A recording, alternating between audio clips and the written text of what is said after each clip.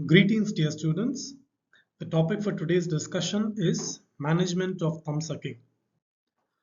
Thumb or digit sucking is defined as the placement of the thumb or one or more fingers in varying depths into the mouth.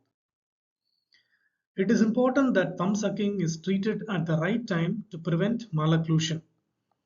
The following are the treatment modalities for managing thumb sucking: psychological therapy, reminder therapy, and mechanotherapy.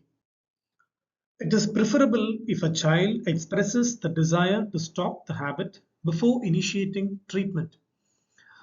Psychological therapy.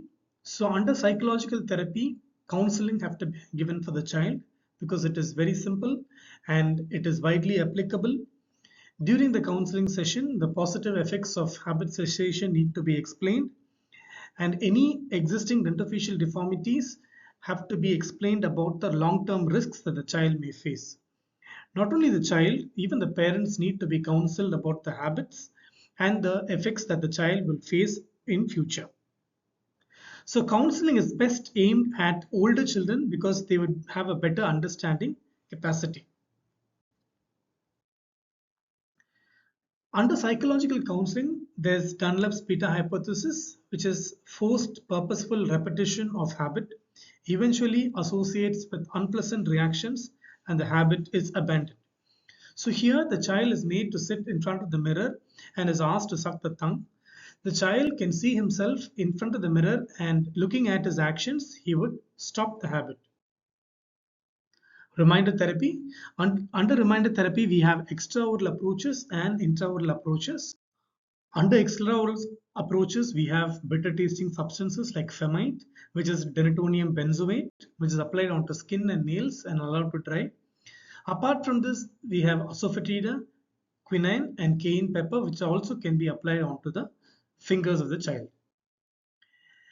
There are thermoplastic thumb guards, which can be where an impression is taken for the thumb and it is acrylized. It can be used for 6 weeks to eliminate this habit. Ace bandage can also be applied where the elbow of the child is tied with an ace bandage, preventing the child to put thumb into the oral cavity. A long sleeved gown can also be used where the child will not be able to put his finger into the mouth. This is a psychological approach called the thumb home, where you can tell a story that like how we have a home, the thumb also has a home, and a cloth like a bag can be tied to the child's hand. Next is the hand or the finger puppets, where these finger puppets can be inserted into the child's finger and it can prevent the child by putting the finger into the mouth. The next extraoral approach is the modified RUR's elbow guard with revisited 3 alarm system, which is applied onto the elbow of the child and it is tied with a strap. And whenever the child is going to take the finger and suck, the alarm is going to ring. Coming to the intraoral approaches, we have fixed or removable palatal grip, and this appliances can be safely removed after 3 months.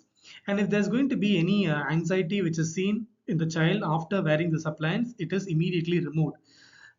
Sometimes even bedwetting and bad dreams can happen when these appliances are inserted into the oral cavity. Coming to mechanotherapy, bluegrass appliance and quad helix. So bluegrass appliance was introduced by Haskell in 1991. It is a fixed Teflon roller, which can also be used as a positive reinforcement. It is used in children between 7 to 13 years where the child believes that he's acquired a new toy, and the child, whenever he feels like sucking the thumb, he can roll the roller which is there in the oral cavity. This is a modified version of the blue glass appliance in 2013 where instead of the Teflon roller, there are 2 separate beads, and whenever the child wants to suck the thumb, they can roll the bead which is there.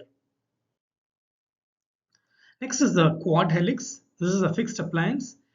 It not only helps in maxillary arch expansion, it also prevents the child from placing the thumb inside the oral cavity. The last is the reward system, where a contract is drawn between the child and the parent or the child and the dentist. This contract simply states that the child will discontinue the habit within a specified period of time and in return would receive a reward. And sometimes reward systems and reminder therapies can be combined to improve the likelihood of the success. So in conclusion, if the habit is causing a malocclusion or other pathological process, it is the privilege and responsibility of the dentist to work with the child and the parents towards resolution of the problem. Thank you.